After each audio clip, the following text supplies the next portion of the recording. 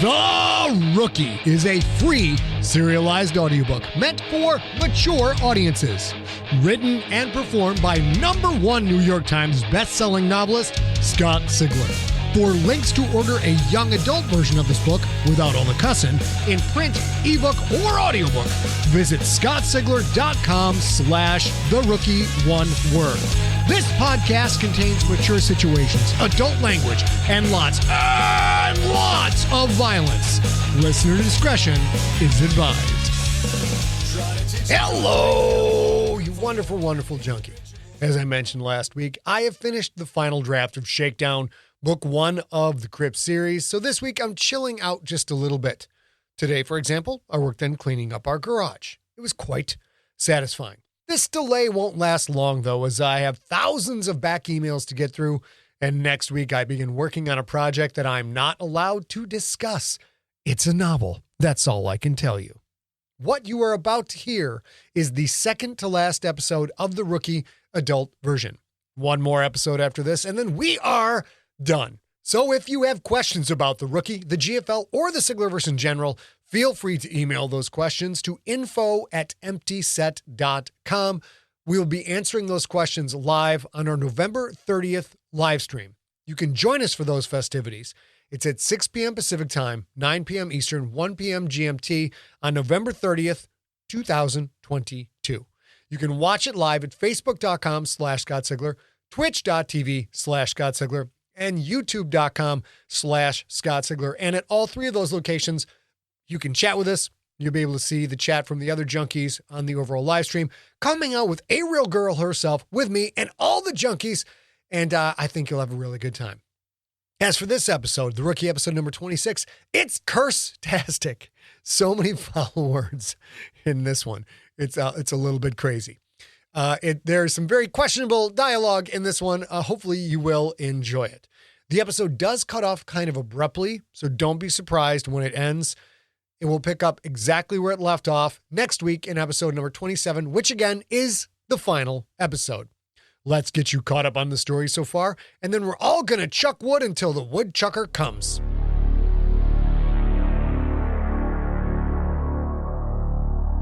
Previously on The Rookie. The loss of Mitchell, the machine Fayed, put the Krakens in a big hole. They need just one more win to advance to Tier 1. Quentin volunteered to play running back to fill the gap, with Don Pine lining up at QB. Can this unlikely combo get the win and move Ionath into the big time? Find out next on The Rookie, episode number 26.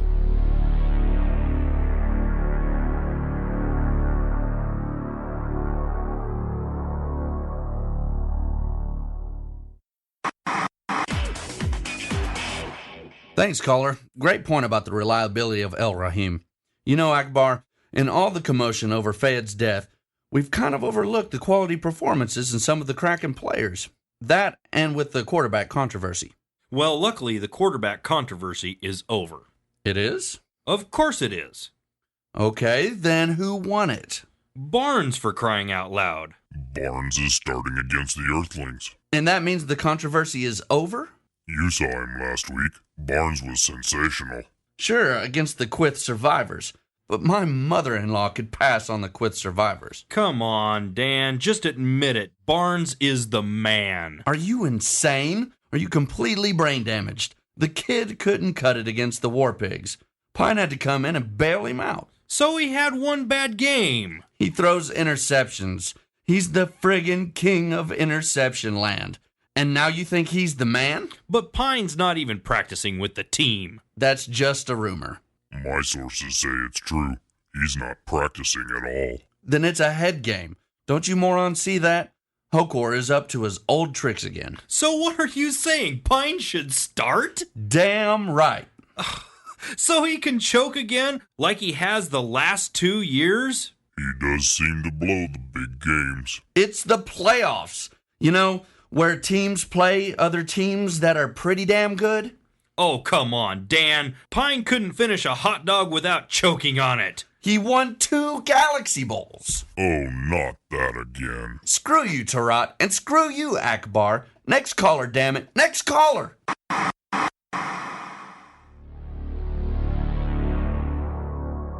The Krakens gathered in the dimly lit tunnel of Hudson Field. The 250,000 fans crowded into the stadium stamped their feet in unison. The walls and the floor vibrated from the bloodthirsty beasts stomping. Quentin felt nearly mad with the hunger of battle.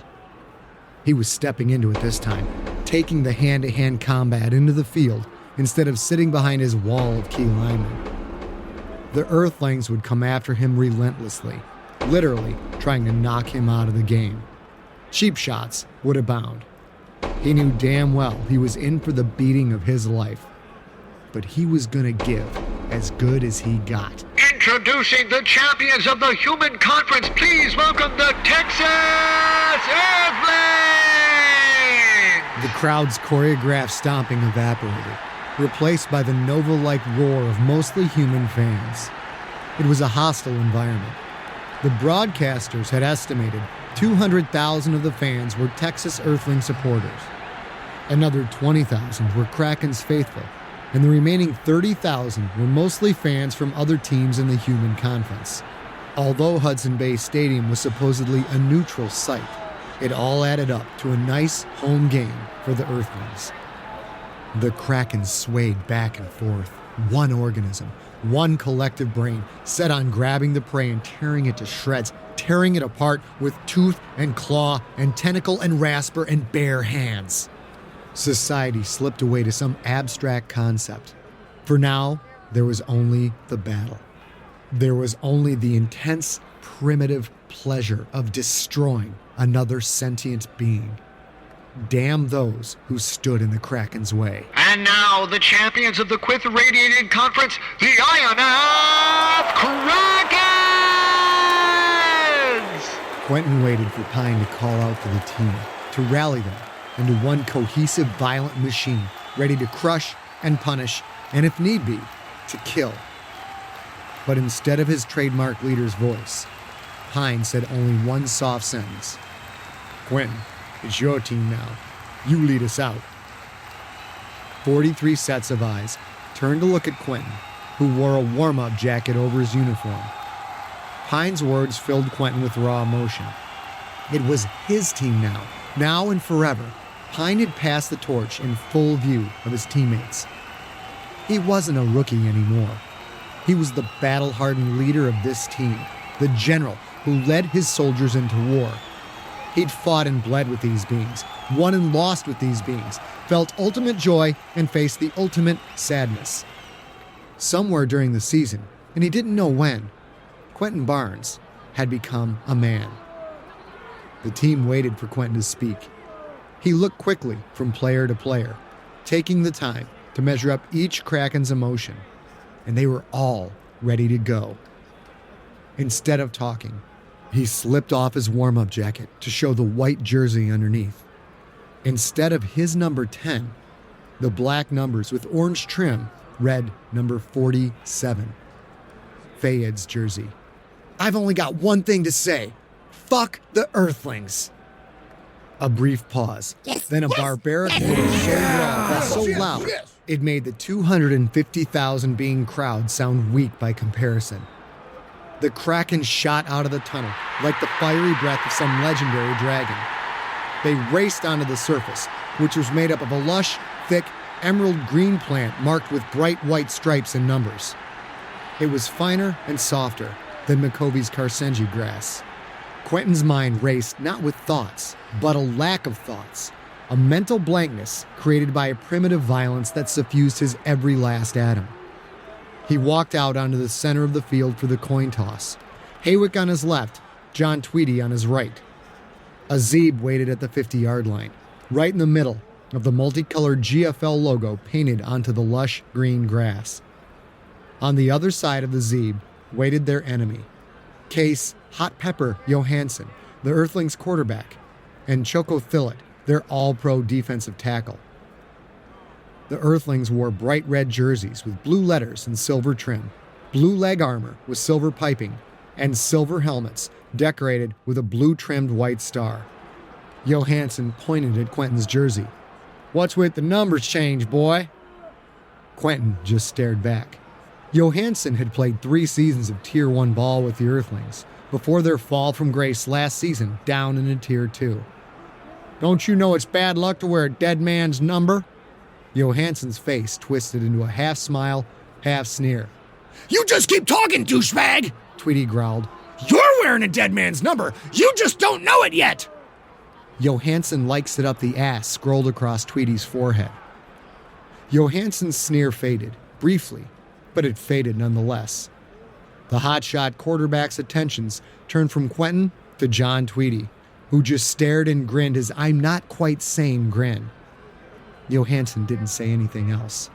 The Zeeb spoke, his voice amplified by the stadium loudspeakers so that it cracked like the sound of the High One himself. The Krakens are the visiting team. Who will call the toss for the Krakens? She will, Quentin said, pointing at Haywick.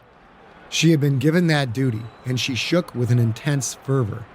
Quentin didn't understand how the coin toss factored into the Sklorno's strange religion, but apparently it was an honor that surpassed even the cathartic thrill of catching a long touchdown pass. This is heads. The Zeeb showed a metal coin with a picture of a Creterakian head. This is tails. He flipped the coin to show the stylized planet, Creterak. Call it in the air. The Zeeb tossed the coin high. Heads, I call heads.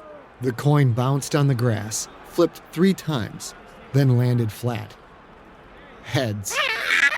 Haywick collapsed and lay on the ground, quivering. Krakens win the toss. Do you wish to receive or do you defer? We want the ball. Tweety pointed straight at Johansson, who no longer looked so cocky. A stay of execution, motherfucker. I look forward to killing you soon. Quentin and Tweety picked up Haywick and carried her to the sidelines. Quentin let out a slow, controlled breath. He wouldn't have long to wait. One quick kickoff, and he'd be on the field, squaring off against Choco Thillet and the other Earthlings' defenders. Adrenaline poured through Quentin's veins, so thick it might have spilled out of his pores and dripped onto the green grass at his feet. He tried to breathe slow, but found it difficult. His breath came in shallow, ragged gasps. He blinked rapidly, gritting his teeth, waiting for the coming battle. A hand on his shoulder. Don Pine. Relax, kid. Pine's smile was easy and genuine. We're gonna do this together. Once you get that first hit, you'll be fine. Quentin turned back to the field. The Earthlings kicked off. The ball sailed through the air. Richfield jogged back past the goal line, her eyes fixed on the tiny brown dot in the sky. Just take a knee, Pine said, more to himself than anyone else. The ball descended as the Kraken special teamers formed up into the wall. The ball thunked down into Richfield's arms at the very back edge of the end zone. She looked up, hesitated for half a second, then ripped forward at a dead sprint. No, man, don't do that! Quentin just watched. Earthlings' wall breakers smashed into the Kraken's wedge at the 10-yard line. Bodies flew in all directions. Richfield ran up into the wall and disappeared amongst the carnage. Well, there goes field position. Pine's sentence died on his lips as Richfield popped out the other side, untouched and moving at top speed. In the blink of an eye, she passed the 30, then the 40, and moved across midfield. You slap my ass and call me Sally. Sklorno Earthlings took deep angles of pursuit. Serge Tanakian, the Earthlings' kicker, ran upfield, trying to cut down Richfield's running angles. She ran right at him, cut once to the left, then to the right, then to the left again. Tanakian matched the first move, stumbled on the second, and fell face first on a third. Richfield shot by him. She sprang 10 feet into the air as a Sklorno defender leapt for her feet.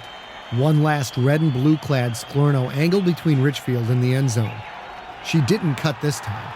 She reached out a hard tentacle as the two players met at the 10, stiff-arming her foe.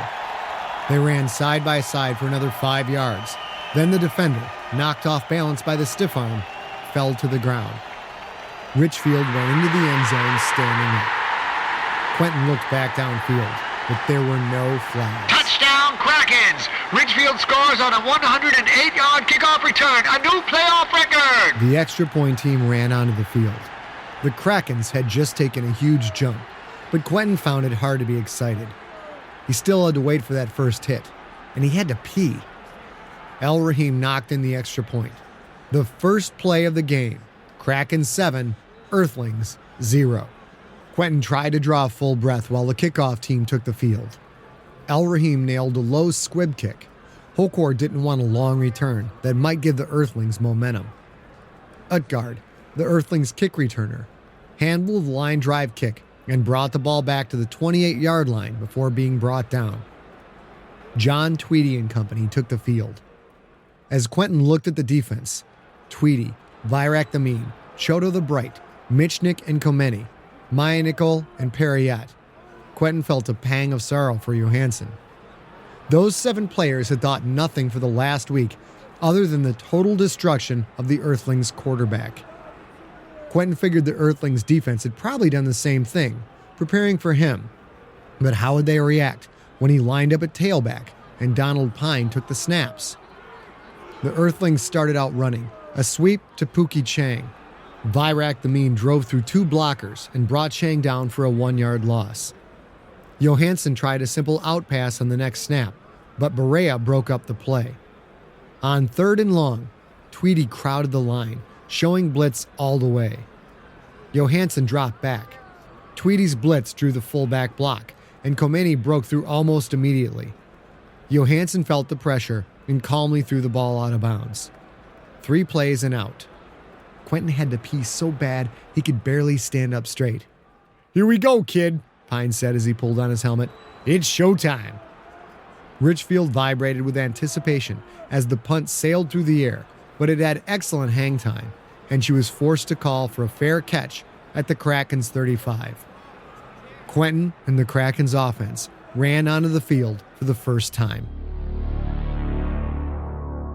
"Just what in the heck is going on here, Miss Sarah?" I don't know, Chick, but it looks to me like Donald Pine is calling the play in the huddle. "But I thought Pine wasn't even practicing with the team." That's what everyone was told, Chick, but Kraken's coach Hokor the Hook Chest and Earthling's coach Pata the Calculating are 2 of the trickiest strategists in the game. Word has it that Pata the Calculating has something up his many sleeves. He wouldn't allow any media in his practices for the last 2 weeks. And as for Pine not practicing with the team, maybe Hokor was just being disingenuous. "Hey now, easy with the big words, Miss Sarah." It's not a big word. It's a very common... Hold on there, Vocabulistic Vinny. The Krakens are lining up for the play. And what the heck? That's Mitchell Fayed's number in the backfield. Someone get a close-up of that guy. Well, grease me up like a well-used sock monkey, Miss Sarah. That's Quentin Barnes, a tailback. Is he crazy, Chick? The defense will tear him apart. Well, this makes about as much sense as a Sklorno receiver walking unclothed into a bedbug convention. But it's definitely a new wrinkle that I don't think the Earthlings are ready for. The defense looks a bit anxious, Chick. That they do, Miss Sarah. Like the mother of 3 hot triplets who just realized her jailbait daughters are well into puberty and drawing the attention of the Void Bite gang next door. Chick, take it easy. Sorry, Miss Sarah. Sorry, folks at home. Here go the Krakens in I formation. Quentin lightly rested his hands on slightly bent knees. He stood directly behind Tom Perilous, who crouched in a 3-point stance. Donald Pine looked down the left side of the line, then right, barking out the signals. "Blue 16! Blue 16!" The play was an off-tackle left, away from Choco Thillet, a strategy the Krakens would try to follow for most of the day. No point in wasting time. Quentin had to pop his cherry if he was going to be of any use at tailback. All right, Hut! Pine turned as Perilous drove to the left. Quentin followed him, his eyes fixed on the ball held in Pine's outstretched hands. Don't fumble, don't fumble, don't fumble. Quentin raised his right elbow high, the back of his hand on his chest. His left hand rested against his lower stomach, thumb pointing forward, the way he'd been taught to take a handoff. Pine stabbed the ball towards his stomach, holding it so that the ball's points were parallel to Quentin's body. Quentin's left hand cupped the bottom of the ball as his right elbow snapped down, trapping the ball between his thick forearms. Only after he felt the ball was snugly in place did he look up to run. Perilous pushed through the hole and notched a solid fit in the linebacker. Quentin ran straight into the hole. Like some evil magical portal, the hole instantly vanished. Defenders appeared in front, on his right and left. Quentin put his head down and drove forward. Wham, wham! 2 hits in rapid succession, one from the left and the next from the right, as the defensive tackle and then the middle linebacker smashed into him. Quentin's right arm went instantly numb, but he held onto the ball as the two big bodies dragged him down. He wound up on his back, looking straight up into the face of his countryman, Alonzo Castro. What in the hell could you be thinking, boy? Alonzo asked, a look of concern on his face. You need to get your ass back behind that big offensive line of yours. You're going to get hurt. Quentin's right arm felt all tingly and hot, not in any shape to push Alonzo away. So he laid still and tried to play it cool. Good to see you again. But if anybody's going to get hurt, it's going to be you when I run your ass over. Alonzo laughed. Not an evil laugh, but as if an old friend had told him a good joke. He stood and reached out a hand. We'll see about that, Quentin. He helped Quentin off the ground. Quentin ran back to the huddle. He could barely move his arm, but the tingling feeling was already fading away. If that was the best hit Alonzo had to offer, Quentin thought he might make it through the game after all. He ran to the back of the huddle to stand in the tailback spot, thinking how strange it was to watch someone else call the play. That someone else was Don Pine, and he didn't look happy. Quentin, take it easy when I hand you the goddamn ball. You almost took my hand off. Oh yeah, sorry. Don't sweat it. All right, you feel better now? The question confused Quentin for just a second. Then he realized the butterflies were gone, and he no longer had to pee. Yeah, I guess I do. Pine nodded, just once. Then his eager eyes swept the offensive players. All right, they're confused by Quentin, and they'll be looking for him. So we go to play action. Towards Choco Fillet. Hot pass to Warburg. At least someone will throw me the ball. Shut up, racist. Keep your mouth shut in my huddle. You got that? Warburg glared, but nodded. All right, everybody, on two. Ready? Break! Quentin lined up in the I formation once again. Pine barked out the signals. The linemen smashed together. Quentin drove to the right, left hand high in his chest, left elbow high. Pine stabbed the ball towards his stomach again, and Quentin brought his forearms together, except this time, there was no ball at his stomach. He put his head down and leaned forward, charging into the line. He ran just outside Wenadaret's right side. The hit came from his right, enough to spin him around, and then a freight train smashed into his chest. The world spun in a wild circle, and something hit him hard in the left shoulder. It took him a full second before he realized that last hit had been him hitting the ground. Quentin gazed up into the black eyes of Choco Fillet, who looked down at him the way a spider looks at a bug caught in its web. Alonzo's grinning head appeared next to Choco Fillet's. Doesn't he just hit like a motherfucker? My grandma hits harder, Quentin said, although his voice cracked just a bit when he said it. Alonzo helped him up once again. In the huddle, the Krakens were excited and eager for the next play. Quentin realized he had no idea if the play had been successful. He looked at the scoreboard. 1st and 10 on the Earthlings' 44. Warburg stood and looked back at Quentin. So that's what it's like to catch a fucking pass. Pine reached out and slapped Warburg hard in the head. God damn it, Warburg, you shut your pie hole! Warburg turned and bent, leaning over in standing huddle position so the players behind him could see Pine. All right, now we go for the throat. B set 22 post. Haywick, I'm putting the ball in the air whether you're covered or not, so you fucking go get it or I'll never throw you another pass as long as you live. A silence filled the huddle. Quentin just stared, amazed at Pine's ruthlessness. It would have been like telling a holy man that if he didn't catch the ball, he'd be damned to hell by St. Stewart himself. Haywick started to shake. You can shake all you want, sissy girl. Every defensive back on the field is going to know what's coming to you when I drop back. And that doesn't matter. You don't catch that ball, you are excommunicated from the Church of Donald Pine. Do you understand? Haywick's raspers rolled and unrolled involuntarily, over and over again. Do you understand? Okay, on three. Ready? Break! The Krakens lined up in a pro set, which put Quentin 5 yards behind Pine and 2 yards to his left. Tom Perilous 5 yards behind Pine and 2 yards to his right. Warburg lined up at left tight end, and Scarborough split out left. Wide right, all alone, stood Haywick, still shaking. The defensive backs keyed on Haywick's shake. Toronto called the defensive audible. The backs shifted. Toronto moved up 1 yard off Haywick for woman-to-woman coverage, while Volgograd lined up 10 yards behind Toronto. Haywick was facing double coverage. Red 12! Red 12!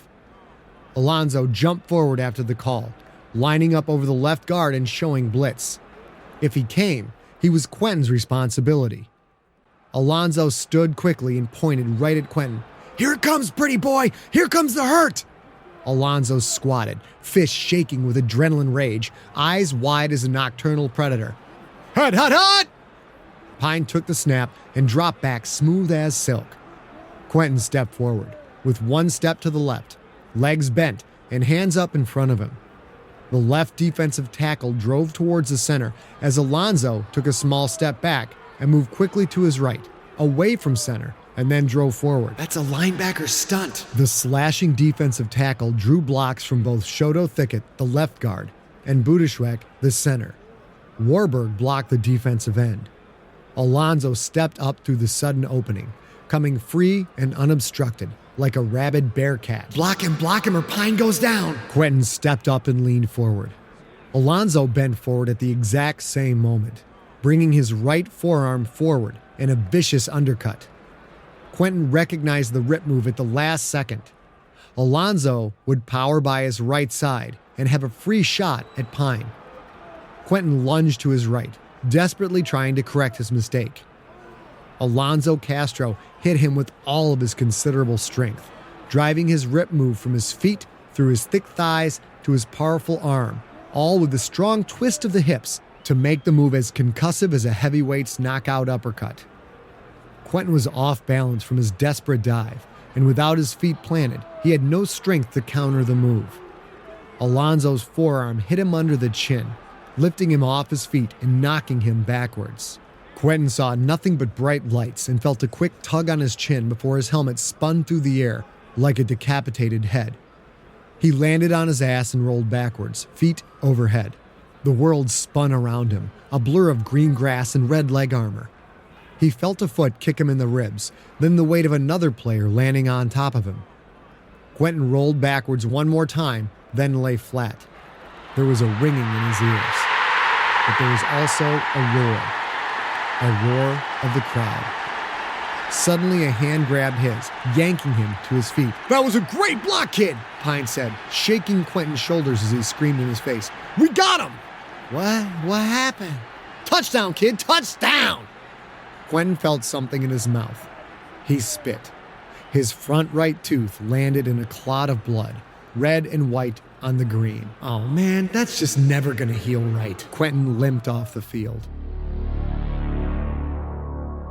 That's gotta be the greatest catch I've ever seen, Massara! Amazing! Amazing! Let's see the replay on this! You can see Haywick is double covered from the get-go, Massara. Watch the move she puts on Toronto to get clear. But then she's still got Volgograd and woman to woman. She's totally covered. But if she's double covered, why would Pine throw that ball, chick? He just put it up for grabs. Don Pine knows his players, Massara. He's always known his players. Watch Haywick go up in the air. Check the live analysis, Massara. The computer says she jumped 23 feet in the air. She jumped like her life depended on it. Something like that, Massara. But Volgograd is known for her leaping ability, and she actually got a hand on the ball. But watch Haywick rip it away from her. She went after that ball like a hooker diving after a tightwad trick. Chick, for crying out loud! Sorry, Massara. Sorry, folks at home, but watch her come down with it. She hit the ground upside down and still held on to the ball. And there you have it. The high priestess of the Church of Donald Pine puts the Krakens up by 2 touchdowns,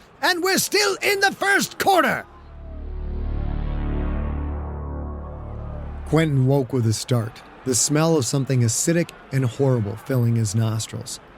He twisted his face to avoid the stench, which seemed to follow his nose. He blinked a few times and saw that Doc was waving something in his face. Knock it off, Doc! Quentin pushed Doc's tentacle away. He looked around, realizing he was on the sidelines. What happened? You don't remember. Quentin started to shake his head and realized too late just how much it hurt to do that. No, I don't remember anything. You ran a sweep right and tried to cut back. Choco Thillet beat his block and laid you out. A sweep right? Yes. When? First drive of the second quarter. Second? The first quarter's over? Doc floated up to look Quentin in the eye. You don't remember the first quarter? I remember some of it. What's the last thing you remember? Haywick's touchdown. Quentin, you carried the ball 5 times for 16 yards after that. You don't remember it? Quentin thought for a second, then shrugged. No, I don't remember a thing. His head throbbed as if a miniature key were inside his brain, whipping jointed limbs to and fro in a dance of destructed gray matter. It felt as if someone were jabbing a screwdriver into the right side of his jaw. He gingerly touched there. No screwdriver, at least, but he couldn't be certain about the miniature key in his brain. The tip of his tongue played with the missing tooth. Man, I don't feel so good. How many tentacles am I holding up? Quentin squinted. At first, he saw 4 tentacle tips. Then his vision cleared, and the tentacle tips blended together into a solid shape. 2. That's excellent. We'll patch you back up after the game. You're ready to go back in. That's what you think. Quentin looked at the ground. He definitely did not feel ready to go back in. He noticed the right side of his white jersey was stained pink and red with blood. Only then did he notice a tingling along his ribs. Left hand told the story. Right side rib armor ripped half away, temporarily patched with bulkhead tape. He slid his fingers under the shoddy repair job and felt the familiar texture of a nanosite bandage. He saw a tiny pair of yellow furred feet and looked up into the eye of Hokor the Hook Chest. Great job out there, Barnes. Are you ready for more? Quentin nodded. Just once, because nodding yes hurt almost as much as shaking his head no. You just give me the ball, Coach. Good. Well, you're really going to get the ball now. We're up 14-0, so we want to keep the ball on the ground as much as possible and chew up the clock. Are you ready to take some real hits? Quentin raised an eyebrow. You mean I haven't already? They're going to try and force turnovers, so whatever you do, hold onto the ball. Hokor walked back to the edge of the field. The Krakens' defense was out on the field, but Quentin didn't have the energy to get up and watch. He took a deep breath and let out a heavy sigh. He had at least one more half of this to go. Krakens fans were scattered around the stadium, with most sitting in the north end zone. The south end zone, however, was the sole domain of die-hard Texas Earthlings fans, dressed in a sea of red, blue, and white. As the Krakens lined up at their own 3-yard line, the fans roared as if 1,000 mouths were pressed right up against Quentin's ear. Pine's shoulders shook as he called out the signals, but Quentin couldn't hear him. The Earthlings fans wanted a break, something good to happen for their team, which was down 14-0. Quentin watched carefully. Pine's head bobbed down when he said hut, and the snap was on 3. He had to time it right. There was no room for mistakes this close to your own goal line.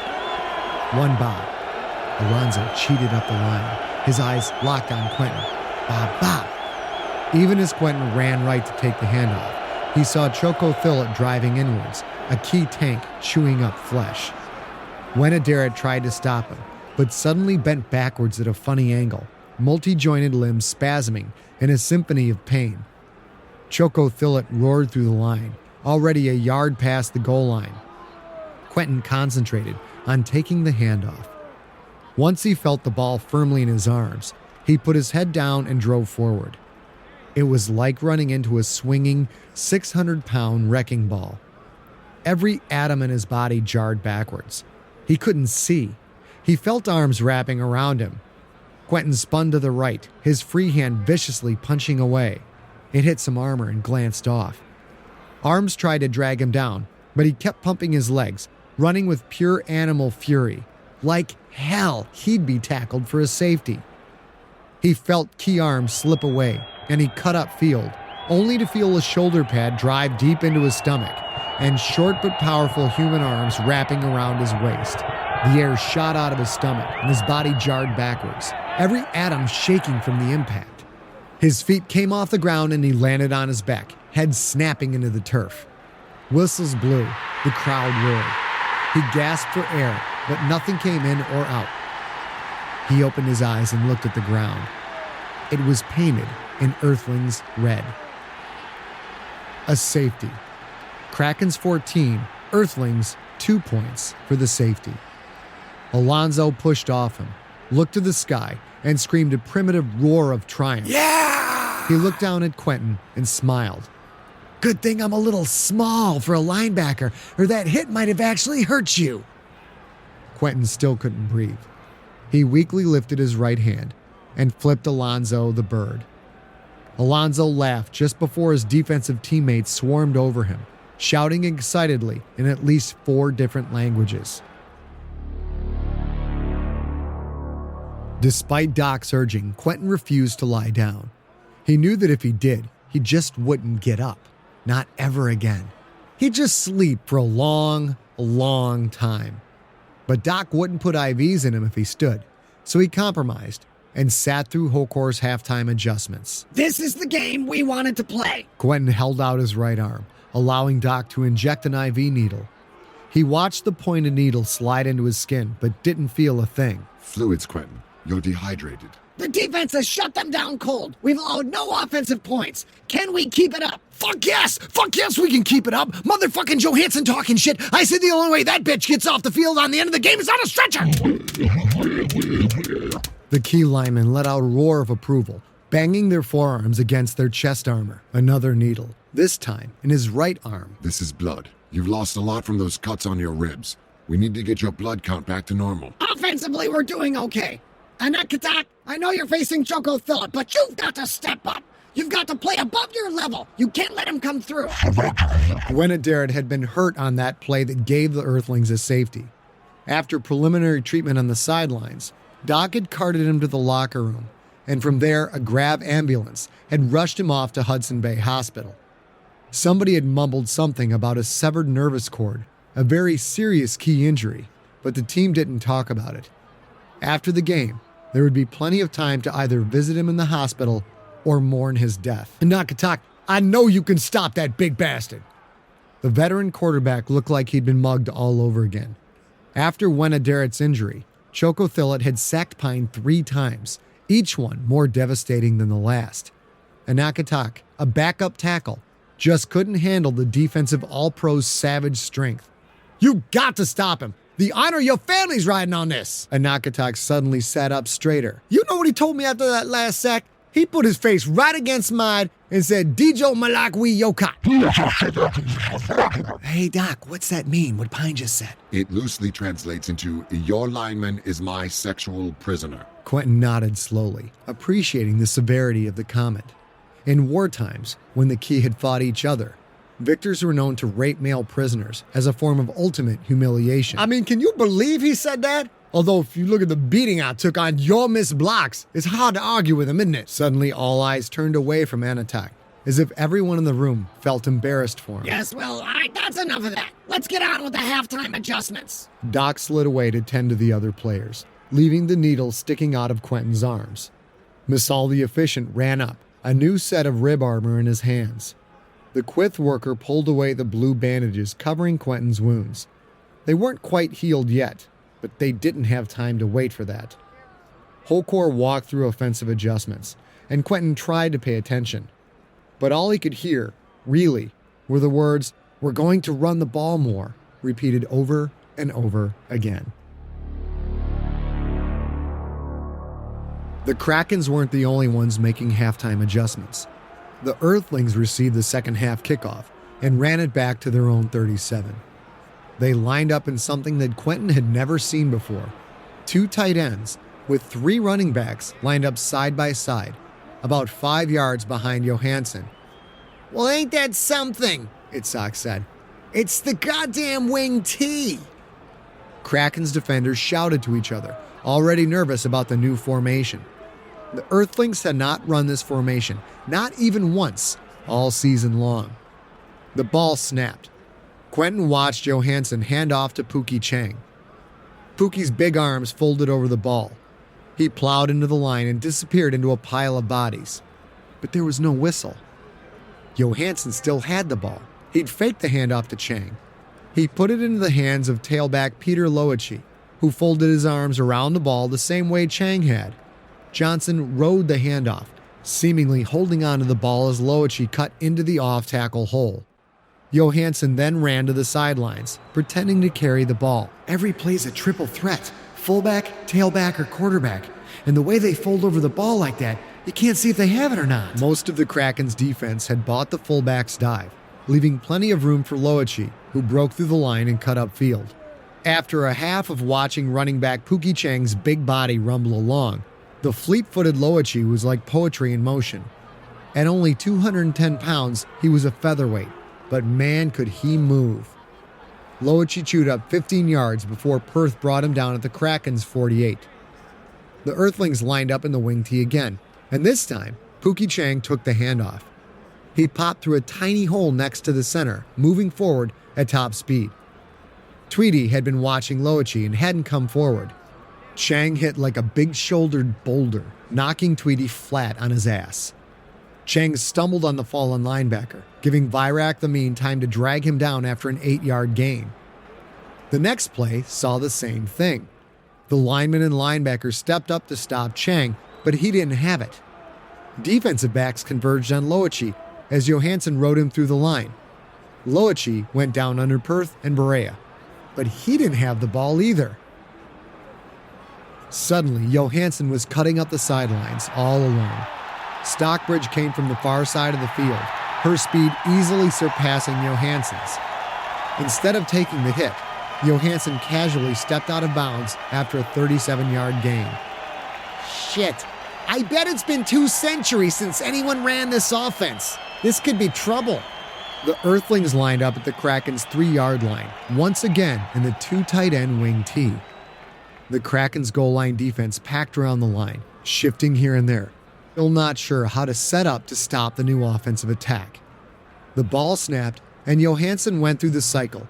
Put ball in Chang's arms, put ball in Loichi's arms and ride him in, then run to the sidelines. Quentin tried to find the ball. Chang went down. Loichi's fake was bad. Johansson still had the ball, running for the corner of the end zone. Perth closed in on him, like a black and orange and white blur. But Johansson pulled up and threw a light pass to Loichi, who had released into the flat behind the streaking Perth. Wide open. Touchdown, Earthlings. Extra point good. Krakens 14, Earthlings 9. On 3rd and 11 at the Krakens 22, Anakatek went down again, Choco Phillip came through the line again, and Pine was sacked again. He came up bleeding from the right cheek, madder than Quentin had ever seen him. Pine reared back and threw the ball with all his strength at Choco Phillip, who was only 5 yards away. The ball smashed into Choco Phillip's helmet, then bounced high into the air. Choco Phillip turned and roared and ran at Pine, who snarled and drove forward, fists swinging. Whistles blew. The crowd roared. Quentin jumped on Choco Phillip's back. Zeeb swarmed in as players attacked each other. The game was suddenly a sea of legs and tentacles and raspers, and red and blue and silver and orange and black and white. Whistles shrieked. Players swore in 4 different languages. Something hit Quentin in the back, right at the kidneys. He rolled off Choco Phillip and lay on the ground. Pine had his helmet off and was swinging it like a warhammer, blood coursing down his face, his white eyes wide against his red-stained blue skin. More black and white. Zeebs poured out of the woodwork, at least 15 of them, flying in with stun sticks. Quentin heard the zap of the sticks, smelled burnt ozone, and saw players dropping. Choco Phillip fell from a dozen blasts, while Pine needed only 2. When it was over, the Krakens punt team came onto the field. 15-yard penalty, of course, for Pine's personal foul. The damn wing tee was like watching a living puzzle box. It was a magician's offense, sleight of hand, and loathsome chicanery. Who had the fucking ball? Pookie Chang? Peter Loichi? Case Johansson? Was it a run? Was it a pass? The Earthlings marched downfield again, chewing up 5 and 6 yards a pop. The Krakens started to adjust, but the vanishing ball trick had them tackling the wrong player more often than not. Chang for 6, Loichi for 10, pass for 15, Chang for another 4. 12 plays in 7 minutes after the Krakens' post-fight punt, Pookie Chang carried it in from 4 yards out to give the Earthlings the lead. Without missing a beat, they lined up again in the wing tee for the 2-point conversion. The Krakens' defense still didn't know how to stop that offense. Pookie Chang slipped through a trap block and walked into the end zone standing up. Earthlings 17, Krakens 14. Quentin followed Tom Perilous into the hole. Perilous nailed a stumbling Alonzo, putting the linebacker into the ground. Quentin hurdled them both and tried to cut outside. Kipper the assassin, the Earthling's outside linebacker, dove for him and grabbed his jersey, standing Quentin almost straight up as he tried to move forward. Jurong, the free safety, came in untouched like an armor-piercing bullet. She smashed into Quentin's ribs. He heard a crack from his pads and another snap from inside his body. He'd never been stabbed in the ribs, but he knew it had to feel just like this. Quentin lay on the ground, big hands clutched tightly around the football. They could kill him, but they could not make him fumble. His eyes scrunched tight with the agony in his side, and he waited for the med sled to cart him off the field. Someone kicked his leg. Quentin opened his eyes, squinting through the pain, to look up at Donald Pine. "Get up, pussy!" Pine had a blue bandage on his cheek. The cut had been deep, and despite constant application of nanocytes, it had opened up 2 more times. The front of his white jersey was a sheet of red. "I said, get up, you fucking pussy!" Quentin tried to blink away the pain. He had broken ribs. Broken ribs! "I got broken ribs. And I fucking care. Now get your pussy rookie ass up and back in the huddle, or I will kick you in those same damn ribs until you do." Quentin stared at Pine. He hated Pine.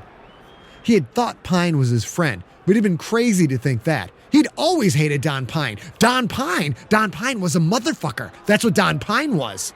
Quentin slowly hauled himself back to his standing position and followed Pine to the Krakens' huddle. The fourth quarter started just as the Earthlings took over the ball. They kept moving it forward, seemingly at will. Chang for 5, Loichi for 7, Chang for another 4. And then it happened. Johansson put the ball in Chang's belly as the thick running back slammed into the line. He then put it in Loichi's arms and rode the fleet-footed running back through the hole. Quentin had adjusted to the offense and now saw the pulling guard running past the off-tackle hole towards the outside. That meant Johansson had the ball. And Quentin wasn't the only one to see it. Virak the Mean saw it too. The Earthlings pulling guard moved forward to block Virak, but the Quith warrior dropped to all fours and stutter step left, then right, then left again, using his low center of gravity to create impossible lateral motion of a truly talented Quith warrior. The guard matched the first 2 moves, but stumbled off balance and Virak shot past. He came free with a good 5 yards to pick up speed. Johansson tried to cut inside to avoid the reaching arms of Mumokiloi. He didn't see Virak until it was too late. Virak threw himself forward like a flying switchblade, his helmet smashing into Johansson's stomach. The quarterback went down hard. The ball popped free, but Pookie Chang hopped on it. Whistles blew. Johansson got up, slowly. He limped back to the huddle, barely able to walk on his right leg. The Earthlings tried running the wing tee a few more times, but everyone knew Johansson's limping ass wasn't going to carry the ball. With him removed as a threat, the Krakens' defense concentrated on Chang and Loichi. As the clock ticked past 8 minutes left, the Earthlings punted the ball away and wouldn't run the wing tee again for the rest of the game.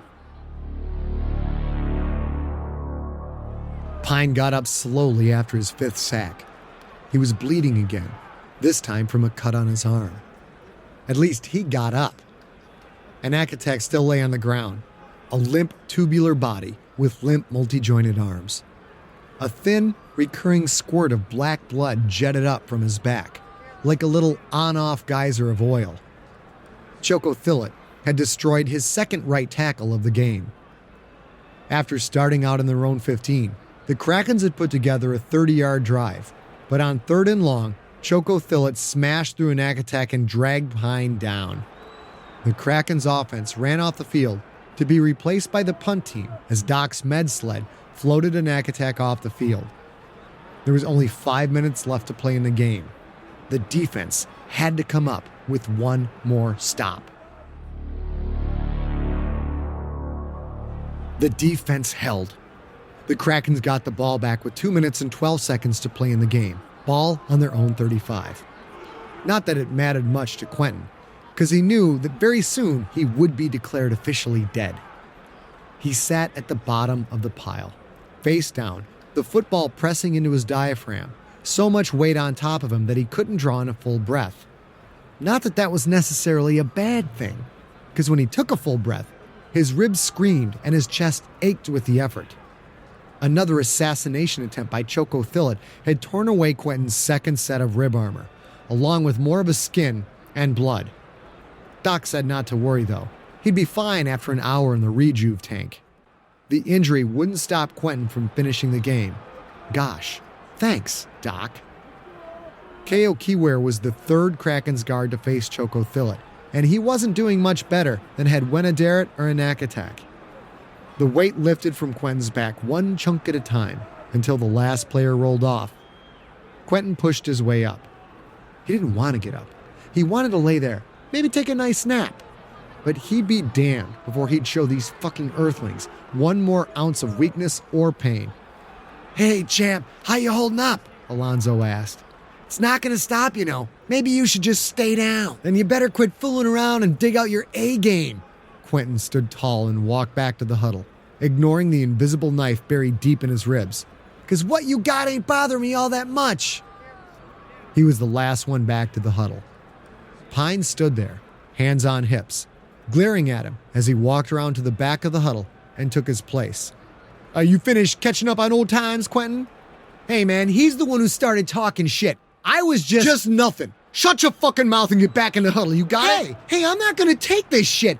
Quentin, shut up! Jesus, you Purist Nation guys don't ever stop running at the mouth. Next play, you get your ass back to the huddle and don't say a word, you got that? Quentin started to protest one more time, then closed his mouth. He was furious that Pine was talking to him this way, but it was Pine's huddle. Pine looked at the sidelines, then shook his head. No, let's keep it on the ground." An unheard voice said something to Pine. He nodded towards the sidelines and turned back to the huddle. "Okay, we pounded up the middle for enough now. Let's mix it up.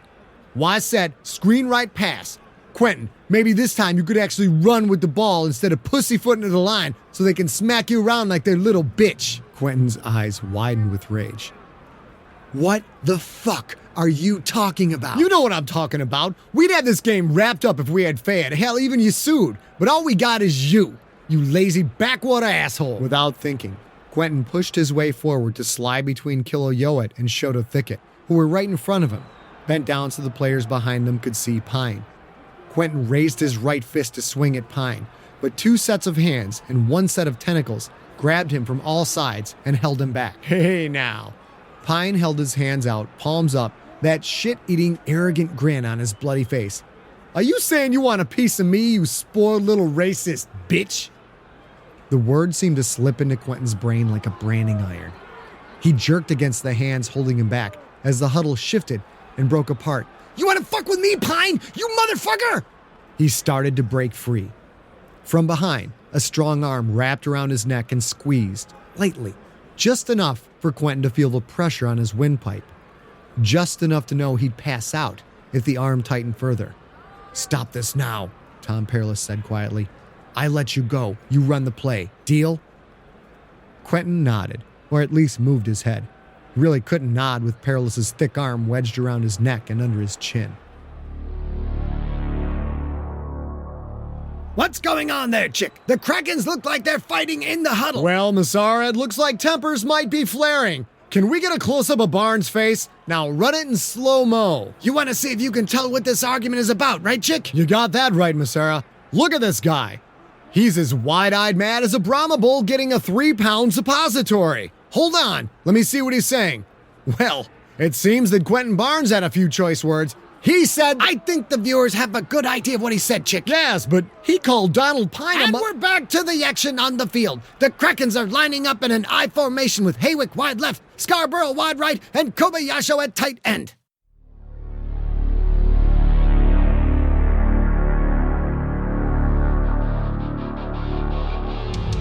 You have been listening to The Rookie, Book 1 of the Galactic Football League series. Produced by Ariok Morningstar with post-production by Steve Rickyberg. Written and performed by Scott Sigler. For more information on the author and more free stories, go to scottsigler.com. Theme music is the song The Kids Are Coming For You by the band Superweapon. Superweaponband.com. You're trying to say